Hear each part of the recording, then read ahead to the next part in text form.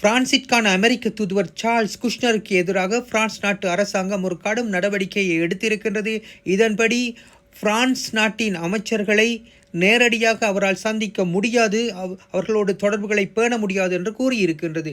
இதற்கு காரணம் என்னவென்றால், இந்த மாதம் முற்பகுதியிலே பிரான்சிலே ஒரு வலதுசாரி ஆதரவாளர் கொல்லப்பட்டிருந்தார். இந்த கொலைக்கு பிரான்சிலே இருக்கின்ற இடதுசாரி மிலிட்டன்ஸ் என்ற ஆயுததாரிகள் தான் காரணம். இது கவலை அளிப்பதாக சார்ல்ஸ் குஷ்னர் குறிப்பிட்டிருந்தார். இது பிரான்சினுடைய சுயாதீனத்திலே தலையிடுவதாக கூறித்தான் பிரான்சினுடைய வெளிவிவகார அமைச்சரை சந்திக்குமாறு பணிப்புரை விடுக்கப்பட்டது. இந்த பணிப்புரையை சார்ல்ஸ் குஷ்னர் நிராகரித்ததோடு ஒரு ஜூனியர் அதிகாரியை அவரை சந்திப்பதற்கு பணித்திருந்தார். இதனை அடுத்துத்தான் இப்போது பிரான்ஸ் நாட்டினுடைய எந்த ஒரு அமைச்சரையும் சார்ல்ஸ் குஷ்னர், அதாவது அந்த நாட்டின் அமெரிக்க தூதுவர், சந்திக்க முடியாது என்று இப்போது தெரிவிக்கப்பட்டிருக்கின்றது.